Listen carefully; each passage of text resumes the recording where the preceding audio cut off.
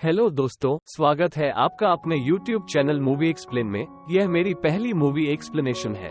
अगर आपको वीडियो अच्छी लगे तो इस चैनल को जरूर सब्सक्राइब करें और वीडियो को लाइक करें। तो चलिए शुरू करते हैं।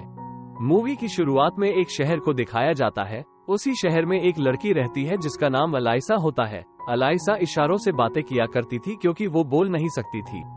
बचपन में अलाइसा को किसी ने बहुत टॉर्चर किया था, जो उसकी गर्दन पर चोट के निशान देखकर पता चलता है। असल में किसी ने उसके गले का कोई पार्ट निकाल लिया था, जिसकी वजह से वो गूंगी हो गई और फिर कभी नहीं बोल सकी। अलाइसा इस शहर में बिल्कुल अकेली रहती है क्योंकि वो अनाथ है, उसकी कोई फैमिली नहीं है।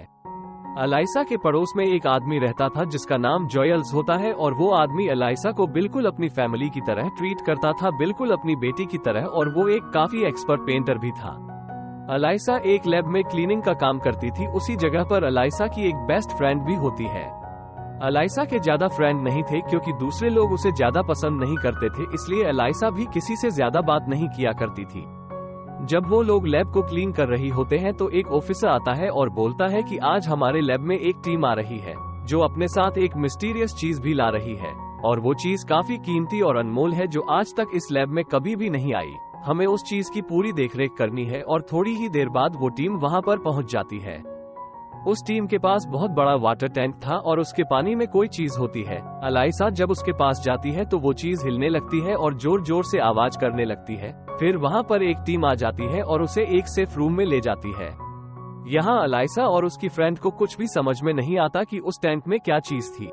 अगले दिन जब वो लोग सफाई कर रहे होते हैं तो उन्हें सेफ रूम से आवाजें आने लगती हैं जहां पर वो पानी वाली चीज को रखा गया था। उस रूम से एक आदमी बाहर आता है जो उस जगह का कर्नल था, और वो काफी सेल्फिश था, और वो कर्नल इस पूरे प्रोजेक्ट का लीडर होता है। उस कर्नल के हाथ से काफी खून बह रहा था और उसे बहुत दर्द भी हो रहा था। वो घुटनों के बल बैठ जाता है। तभी वहां पर एक टीम आती है जो कर्नल को अपने साथ ले जाती है।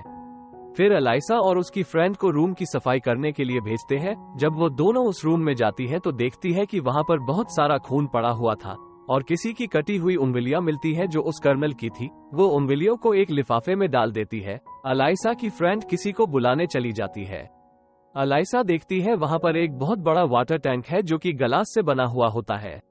जब अलाइसा उसके करीब जाती है तो वहां पर एक अजीब सा क्रिएचर होता है जो बिल्कुल इंसानों की तरह ही दिखाई देता है। उसके भी इंसानों की तरह ही 2 हाथ और 2 पैर थे। अलाइसा जब ग्लास पर हाथ रखती है तो वो क्रिएचर भी वहीं पर अपना हाथ रख देता है।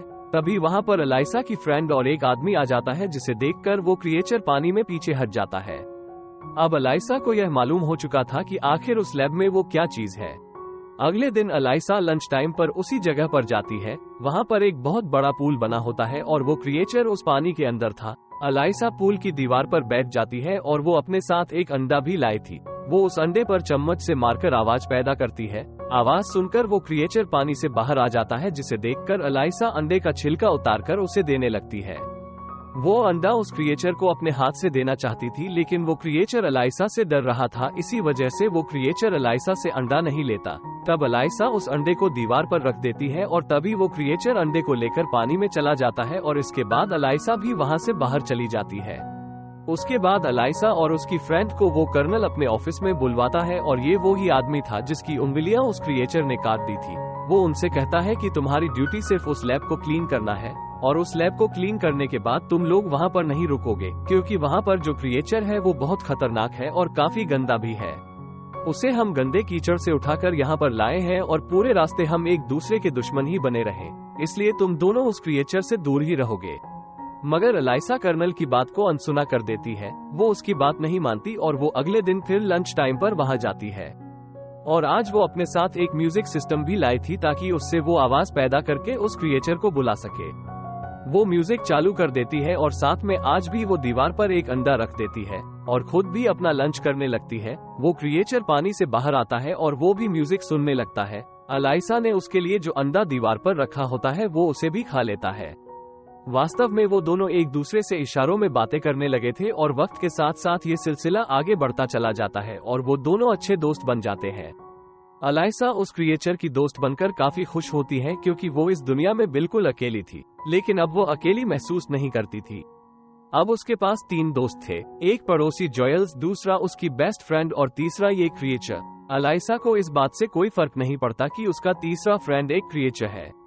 अलाइसा उसके साथ अपना अच्छा टाइम स्पेंड करती थी और इशारों में दोनों एक दूसरे से बातें किया करते थे। एक दिन जब वो दोनों बातें कर रहे होते हैं तभी वहां पर एक डॉक्टर आ जाते हैं जो इस क्रिएचर के ऊपर अपनी रिसर्च कर रहे थे।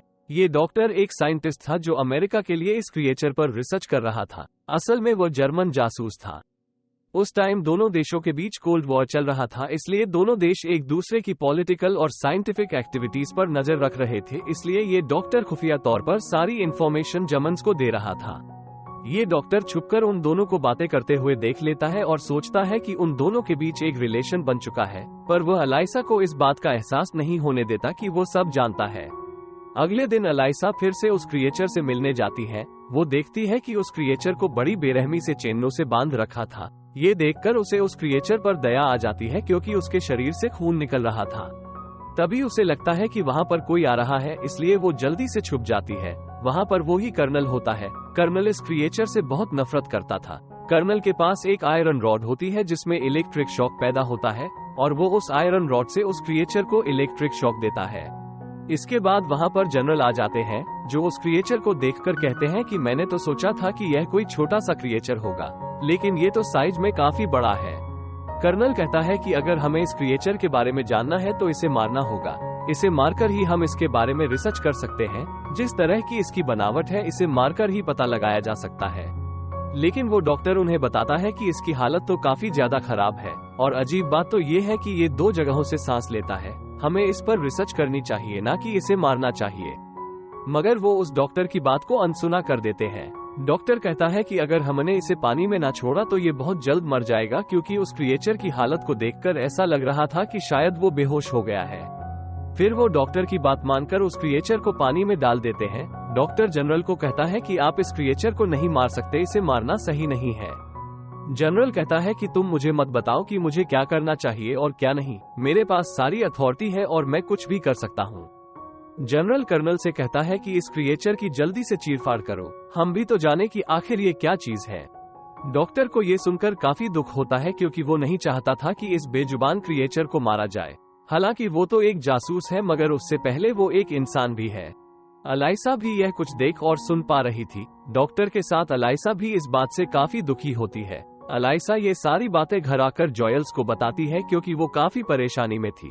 वो ये सोच कर दुखी थी कि कहीं वो उस क्रिएचर को सच में न मार डाले। वो कहती है कि वो बेजुबान है, वो मेरा दोस्त है और मैं उसे बचाना चाहती हूँ, उसकी हेल्प करना चाहती हूँ। वो मुझे देखकर खुश होता है, वो मुझे हर हाल में एक्सेप्ट करता है।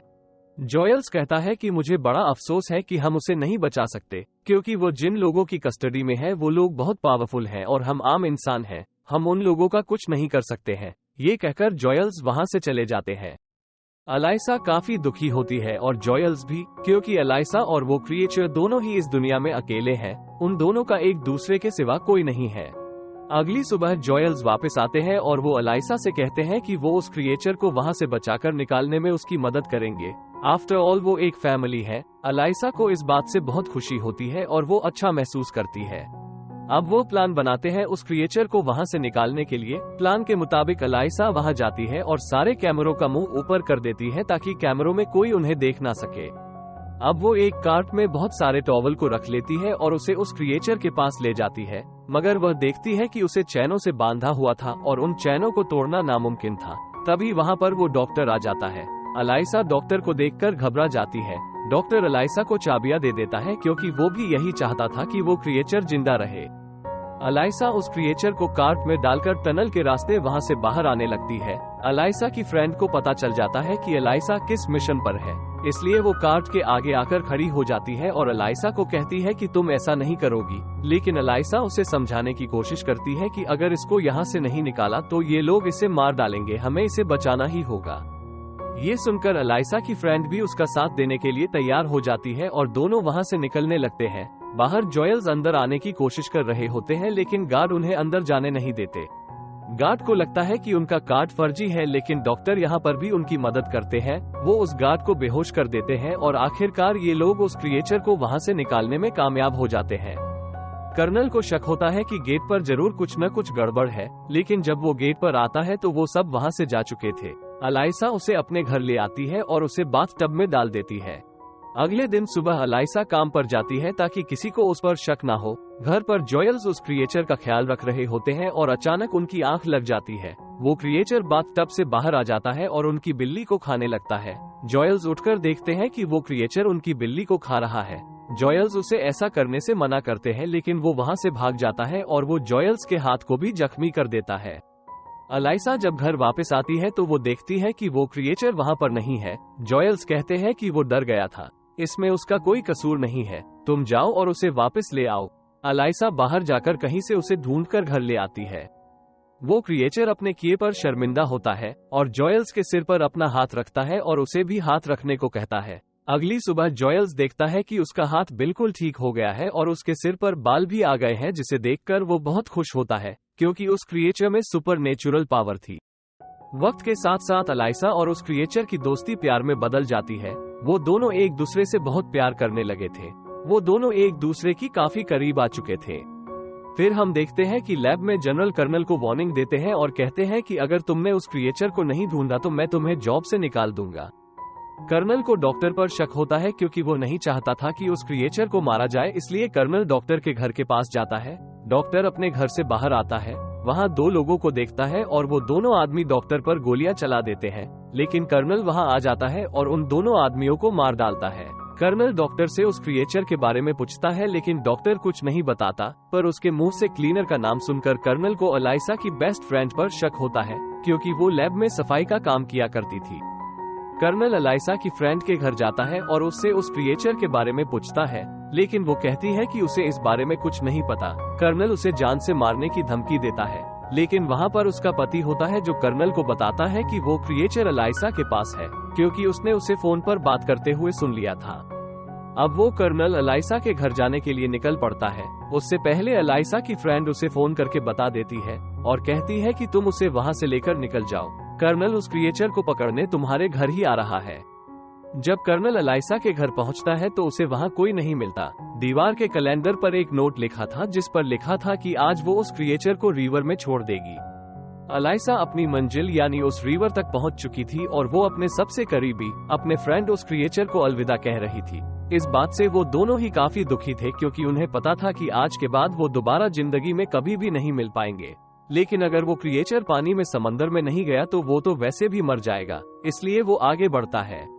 लेकिन तभी वहां पर वो कर्नल पहुंच जाता है और वो अलाइसा और उस क्रिएचर दोनों पर गोलियां चला देता है, जिसकी वजह से वो दोनों वहीं पर ही गिर जाते हैं। लेकिन वो क्रिएचर दोबारा खड़ा हो जाता है और कर्नल के दोबारा गोली चलाने से पहले उसे मार देता है। फिर वो अलाइसा को गोद में उठाकर समंदर की गहराई में चला जाता है। अलाइसा की गर्दन पर जो चोट के निशान थे उस पर वो अपना हाथ रखता है। वो निशान अब गिल्स बन जाते हैं जिससे कोई भी पानी में सांस ले सकता है। अलाइसा भी पानी में सांस ले पा रही थी। अब वो जिंदा हो जाती है जो पहले गोली लगने से मर चुकी थी। असल में वो क्रिएचर बहुत सारी शक्तियों का मालिक होता है और इन्हीं की वजह से अलाइसा बच गई। ये क्रिएचर अलाइसा को पानी में एक नई जिंदगी दे देता है। अब उन दोनों को एक दूसरे का साथ और प्यार दोनों मिल जाता है। जॉयल्स भी खुश होता है कि उन दोनों को एक दूसरे का जीवन साथी मिल गया और ये मूवी यहीं समाप्त हो जाती है। Thank you for watching.